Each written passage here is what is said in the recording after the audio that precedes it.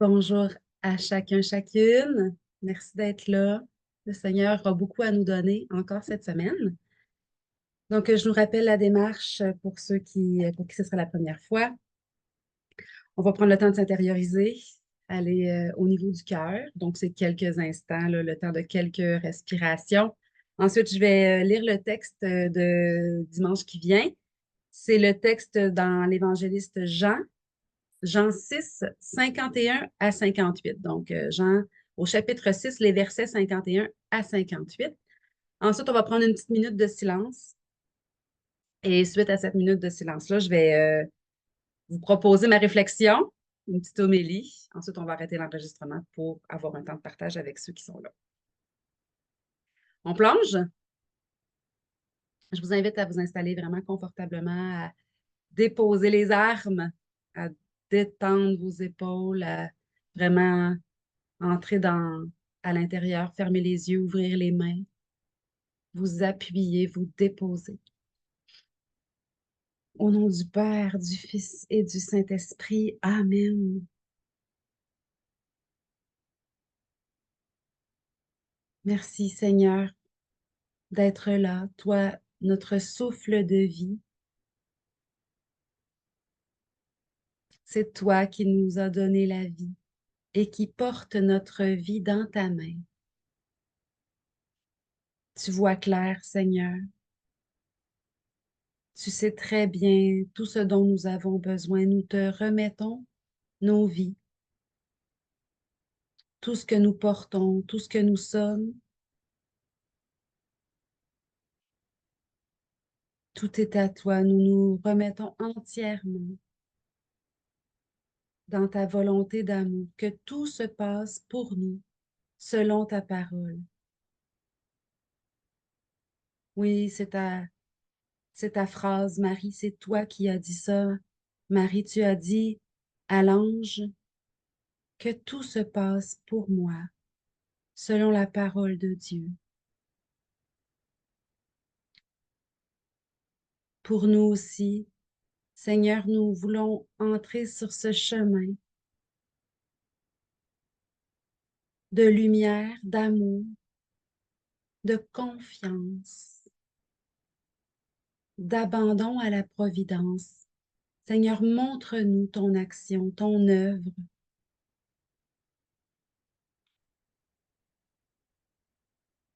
Nous te remettons tout ce qui nous tracasse, tous nos soucis, nos souffrances. Nous te remettons même nos douleurs physiques. Nous te remettons toutes nos relations à nos parents, avec nos enfants, nos collègues de travail, nos amis, nos voisins. Merci de venir être l'amour au cœur de nos vies.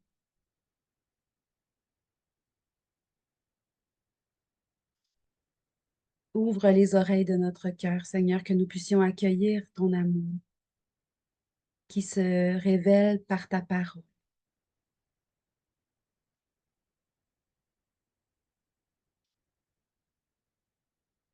En ce temps-là, Jésus disait à la foule, moi, je suis le pain vivant qui est descendu du ciel.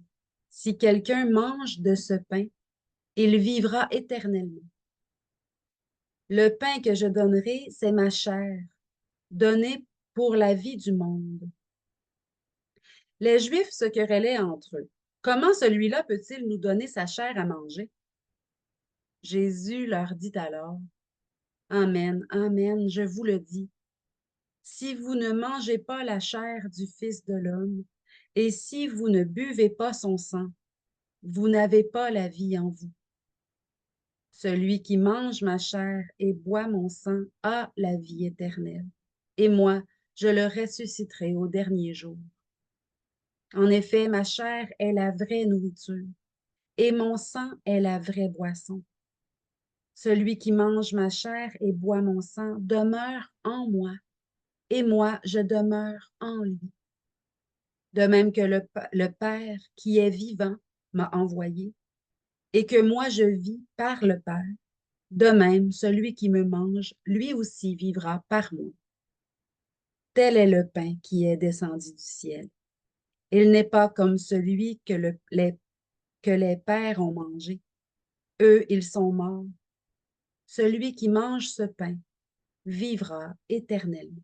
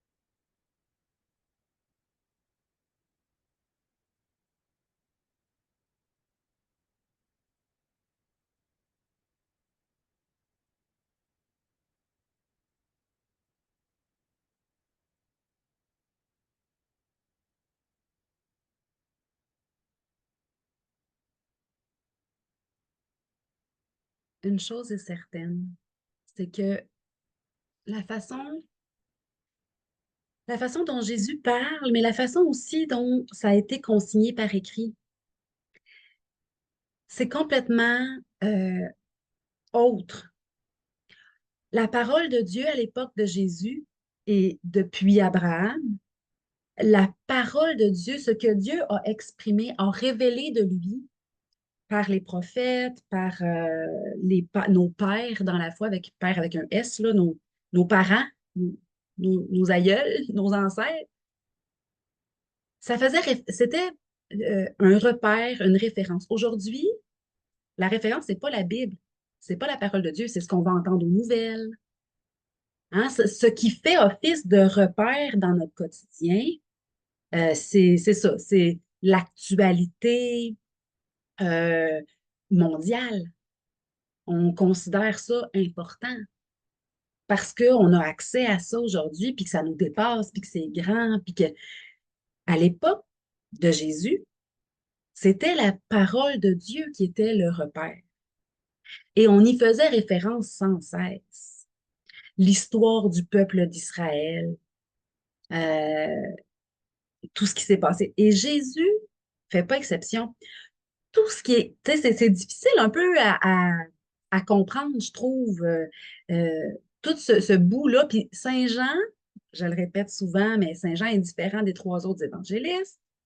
Matthieu, Marc et Luc euh, sont semblables les uns des autres, avec les mêmes miracles, avec les mêmes faits qui sont relatés, presque les mêmes mots tout le temps.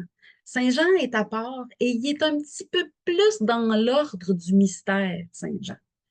Et là, dans tout le bout concernant le pain de vie, hein, au chapitre 6, là, c'est comme s'il il part petit, puis là, il tourne, puis il revient avec les mêmes propos, mais il élargit avec une profondeur nouvelle. Et c'est complexe ça mérite d'être creusé, d'être étudié, tout ça.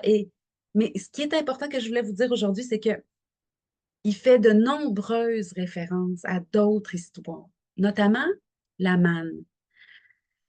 Le peuple a été libéré. Jésus est venu nous libérer du péché et à chaque fois qu'il parle de salut, d'être le sauveur, de nous libérer, il fait référence à Moïse qui a libéré le peuple de l'esclavage de Pharaon en Égypte. Mais le peuple s'était rendu là pour une raison. Bref, c'est long, c'est une grande, grande histoire qui s'étale sur des siècles.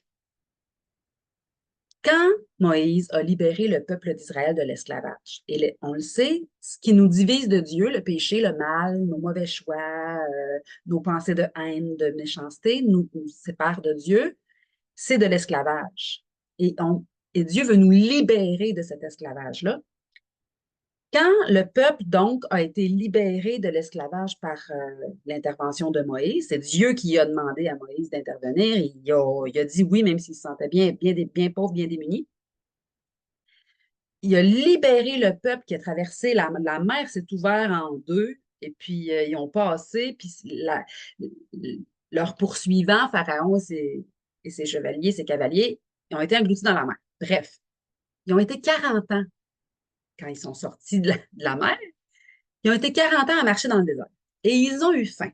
Et il s'est passé plein de choses. Là. Si vous aimez l'Ancien Testament, là, c'est plus savoureux que des séries télé. Euh, et ce qui s'est passé là, entre autres, c'est qu'ils ont eu faim et que Dieu et Moïse a intercédé, il est allé prier. Et puis là, le campement a été recouvert. Chaque matin, le campement était recouvert d'une fine couche de givre, un peu semblable à du pain qu'on casse, un peu comme les hosties quand on va à la messe, le petit pain mince, là. C'était très semblable à ça. Et on appelle ça la manne, M-A-N-N-E.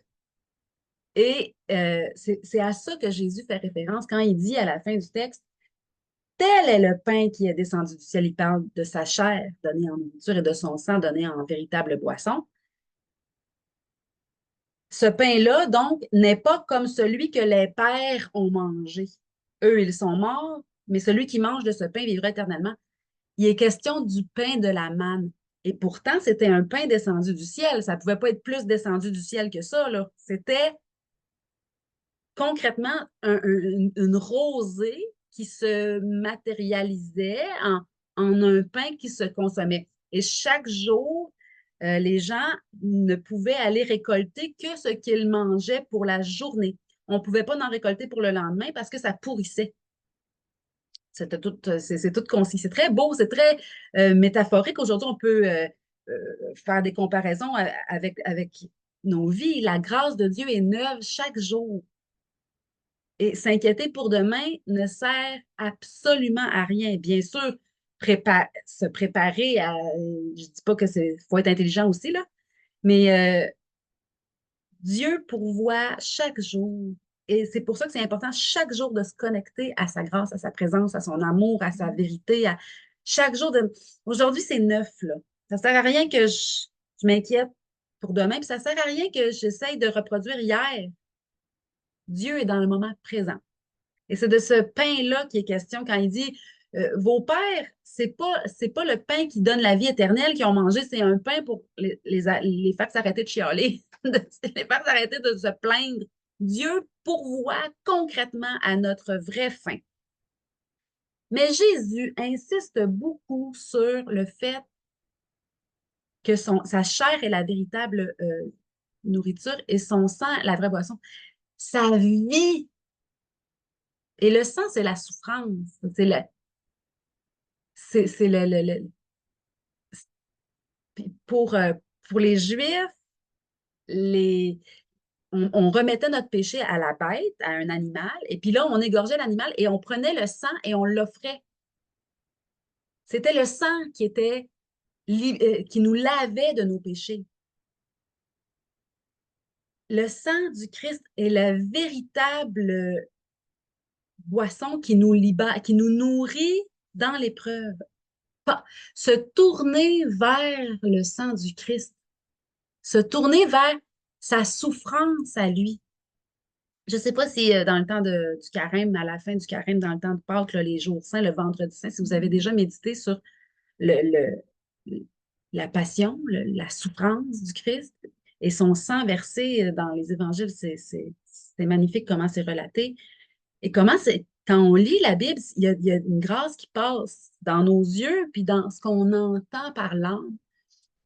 Dans notre souffrance, le meilleur moyen pour traverser nos souffrances, c'est de se tourner vers la souffrance du Christ, vers une croix. Saint Padre Pio, peut-être que certains le connaissent, il disait, dans la souffrance, prenez un crucifix, une croix, et mettez-vous à genoux devant.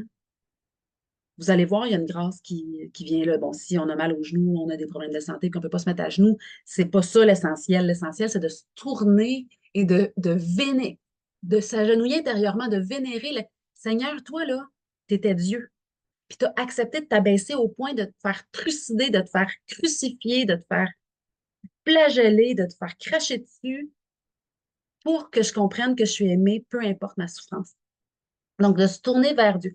Ce que je voulais, moi, je m'en allais pas là du tout quand je me suis préparée, mais je pense qu'on a besoin, il y en a plusieurs parmi nous de ceux qui sont là, qui vivent, traversent des souffrances intenses.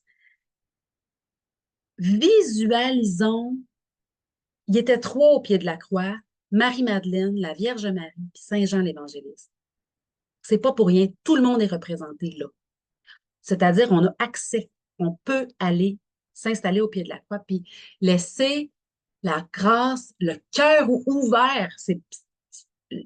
Le cœur de Jésus a été ouvert par une lance. Laisser cette grâce-là nous fortifier, nous nourrir. Et c'est ça que Jésus dit.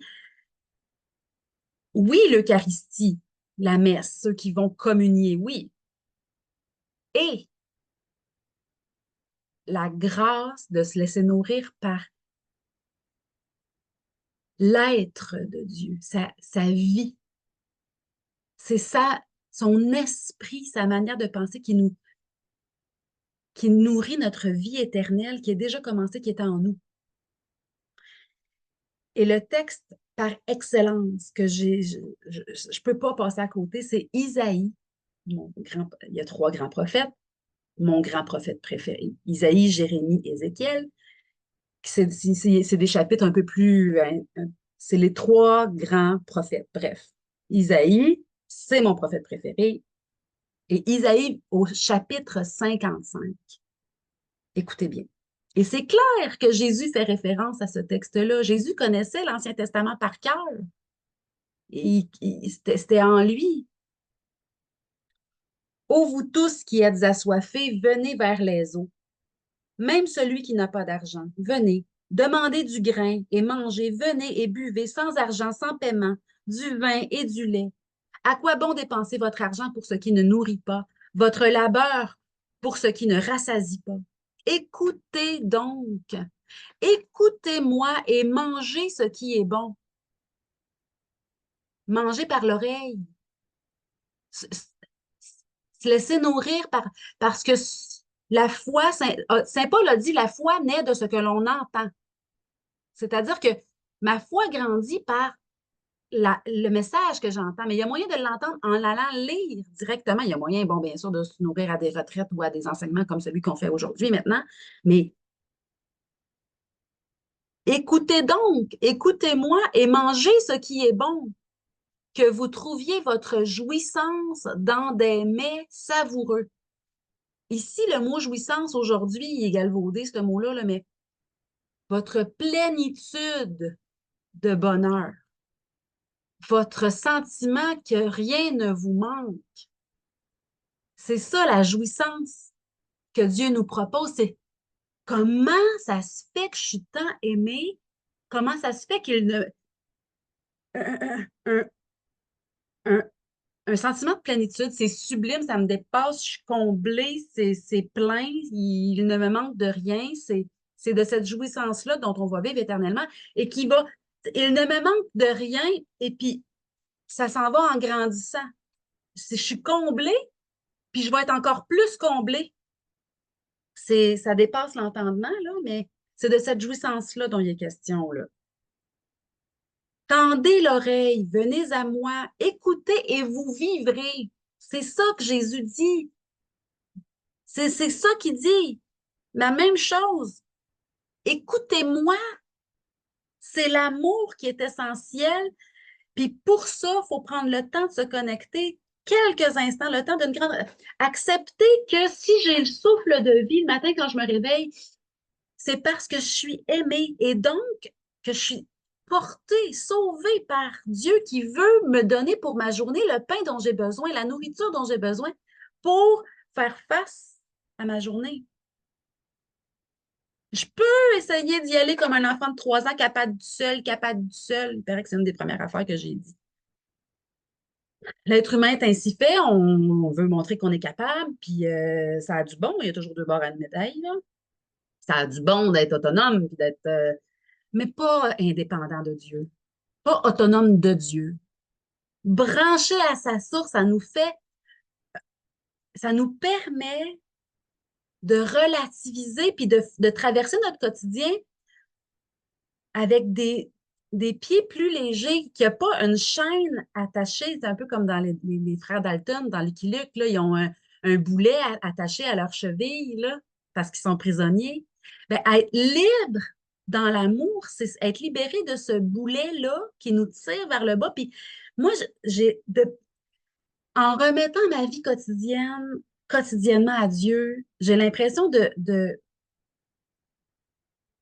comme ma vie invisible et la vie éternelle a plus de place, la vie humaine est importante. Je la chéris, je chéris ceux que j'aime, je veux donner ma vie pour, pour qu'un grand nombre ait la vie éternelle puis goûte à cette liberté-là. Mais il y a une légèreté, pas, je plane pas, je flotte pas, mais, je- mais oui, je suis moins lourde que d'autres qui sont alourdis par des entraves. Et c'est ce que je souhaite qu'on comprenne, que de se nourrir par l'oreille de l'amour de Dieu, ça change l'allure de notre quotidien, ça allège, ça nous permet de demeurer de bonne humeur, confiant, euh, souple, souple. Il arrive de quoi, là? Puis non, OK, OK, ça c'est en train d'arriver pour vrai, là. OK, OK, qu'est-ce qui se passe, là? Seigneur, guide-moi. Là, je ne m'attendais pas à ça aujourd'hui. Comment on fait pour traverser ça? Inspire-moi. Puis floupe la bonne pensée, la bonne parole, la bonne personne à appeler. Hey, ça t'est déjà arrivé telle chose? Moi, ça est en train de m'arriver, je sais pas. Peux-tu me dire comment tu as fait pour traverser ça? Bon, tout le chapitre 55. Je vous ai lu les 3 premiers versets. Je conclurai, bon, tendez l'oreille, venez vers moi, écoutez et vous. Je conclurai avec vous une alliance perpétuelle. Je vous promets, c'est ça qui est écrit, je conclurai avec vous une alliance perpétuelle. Si vous venez vers moi et que vous m'écoutez, vous allez vivre et moi, je vais conclure avec vous une alliance perpétuelle.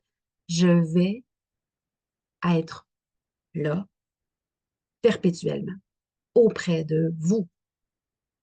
C'est ça l'alliance. Et Jésus est venu complètement reprendre les rites juifs le soir de le dernier repas, la dernière scène, jeudi saint. Il a repris les rites juifs. Le rite juif, c'était le rite qui s'est passé avant de quitter l'Égypte.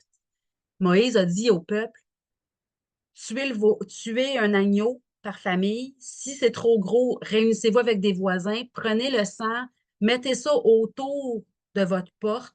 Et quand l'ange va passer, il va rassembler toutes les personnes qui vont avoir mis de ce sang autour de leur porte. Puis c'est ce peuple-là qui croyait à ça, qui ont quitté l'Égypte avec Moïse à sa tête, puis qui ont été libérés de l'esclavage.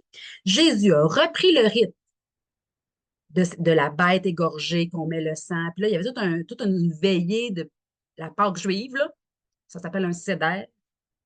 Il a repris ça, puis il a institué l'Eucharistie. Il a dit, prenez, ceci est mon sang, livré pour vous pour l'alliance perpétuelle, l'alliance éternelle. Il a repris, puis les chrétiens, ils ont dit, OK, là, on était la veille de la Pâque. Jésus est mort la veille du grand sabbat annuel, le grand sabbat de Pâques, célébré annuellement. C'est pas anodin. On en a fait, nous, notre Pâques, notre passage vers la liberté chrétienne, mais c'était ça. Il est venu englober. Et le texte d'Isaïe 55, si vous avez une Bible, je vous en prie, je vous en supplie. Bon, je saute les versets 4 et 5. Recherchez le Seigneur puisqu'il se laisse trouver. C'est beau. Recherchez le Seigneur puisqu'il se laisse trouver. Appelez-le puisqu'il est proche. Que le méchant abandonne son chemin. C'est ça la nourriture, là. Puis la vraie nourriture, la vraie boisson, c'est ce qui va nourrir nos actions quotidiennes. Il faut que ça change quelque chose de croire en Jésus, là. Sinon, ça n'a pas de sens. Que le méchant abandonne son chemin et l'homme malfaisant ses pensées. Où commence la malfaisance, la malveillance? Dans les pensées. On est, on a le devoir de choisir, de bénir, de choisir, de dire, ah ben mon Dieu, là, j'ai le goût de critiquer, puis d'être malveillant, puis de dire du mal, là, de penser du mal. Viens dans mes pensées, m'aider à être sur le bon chemin, un chemin de lumière, de vérité, de bénédiction. Seigneur, occupe-toi d'eux. Ah, je m'en occupe pas. Je m'occupe de faire le ménage dans mes propres pensées. Donc, qu'il retourne vers le Seigneur et qui lui manifestera sa tendresse. Je recommence parce que c'est trop, trop important. Que le méchant abandonne son chemin et l'homme malfaisant ses pensées. Mais ça, là, c'est pas l'homme malfaisant, là, quelqu'un d'autre là, qui est en prison. Là. C'est vous et moi. On a tous de ce malveillant en nous qu'on doit, qu'on doit convertir, qu'on doit re- remettre à Dieu pour que lui le convertisse. Bref, que le méchant abandonne ses chemins et l'homme malfaisant ses pensées, qu'il retourne vers le Seigneur qui lui manifestera sa tendresse. C'est une promesse. Vers notre Dieu qui pardonne abondamment. C'est sa job, c'est son travail, pardonner pour nous permettre de pardonner. C'est le pardon qui libère. Si vous n'avez pas encore mon livre sur le pardon, il paraît que il y a beaucoup de petits miracles qui se passent par la lecture de ce livre-là, mais c'est le Seigneur qui a guidé toute l'Écriture. Donc, et là, il dit quelque chose qui est redit 1000 fois dans la Bible, dans l'Ancien et dans le Nouveau, c'est que vos pensées ne sont pas mes pensées et mes chemins ne sont pas vos chemins, dit le Seigneur. C'est que les cieux sont bien hauts par rapport à la terre. Ainsi, mes chemins sont hauts par rapport à vos chemins et mes pensées par rapport à vos pensées. C'est que, comme descend la pluie ou la neige du haut des cieux, et comme elle ne retourne pas là-haut sans avoir saturé la terre, sans l'avoir fait enfanter et bourgeonner, sans l'avoir fait germer, sans avoir donné la semence au semeur et nourriture à celui qui mange, ainsi se comporte ma parole. Du moment qu'elle sort de ma bouche, elle ne retourne pas vers moi sans résultat, sans avoir exécuté ce qui me plaît et fait aboutir ce pourquoi je l'avais envoyé. C'est en effet dans la jubilation que vous sortirez et dans la paix que vous serez entraînés. Sur votre passage, montagnes et collines exploseront de joie et tous les arbres de la campagne chanteront et danseront. Au lieu de la ronce croîtra le cyprès, le cèdre. Au lieu de l'ortie croîtra le myrte. Cela constituera pour le Seigneur une renommée, un signe perpétuel qui ne sera jamais retranché.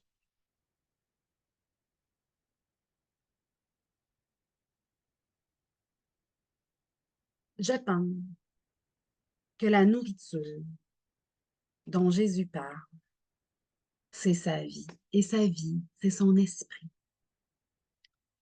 C'est sa vibe, son être, sa présence.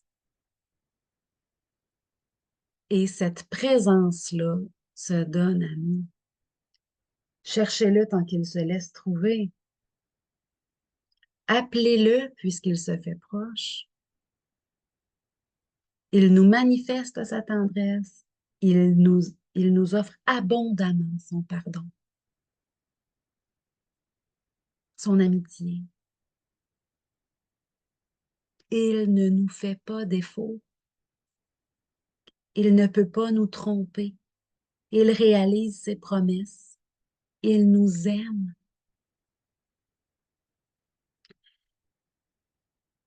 Et il est notre nourriture sur le plan de l'âme. Comme je le disais au tout début, aujourd'hui, la référence ultime, c'est plus la parole de Dieu pour le monsieur, madame, tout le monde. Puis même dans notre quotidien, même pour moi, dans mon quotidien, là, ben, c'est pas dans mon quotidien, c'est vraiment la parole de Dieu qui a autorité, là. Mais je pense qu'on a tout à gagner de faire de la parole de Dieu. Je dis pas la Bible, là. Je dis pas la parole de Dieu dans ce sens-là. Je dis la chair et le sang, la vibe, l'esprit, la parole avec un grand P, le verbe avec un grand V qui se fait chair, qui s'incarne par nos vies, c'est-à-dire plus d'amour, de lumière, de vérité, de bénédiction dans... Ça, c'est Dieu, tout ça, là. C'est lui qui est la lumière et qui veut passer par nos vies pour s'incarner. Cette parole-là, il faut qu'elle ait autorité dans notre propre oreille. On est aimé. Dieu veut se faire proche. Ouvrons l'œil. Il a des délicatesses à nous manifester. Ouvrons pour, pour que la nourriture de Dieu puisse être accueillie. Voilà mon exhortation pour aujourd'hui. Seigneur, merci pour cette émotion qui m'envahit. Merci de te faire nourriture.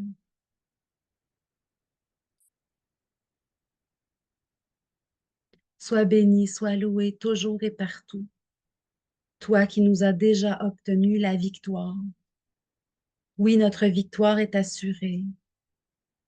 Que ta bénédiction posée sur nous, Seigneur, enracine en nous la certitude de ta victoire, la certitude que nous sommes aimés, portés par toi.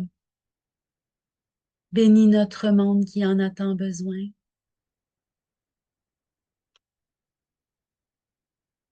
Bénis-nous avec tout ce que nous vivons au nom du Père, du Fils et du Saint-Esprit. Amen. Au plaisir.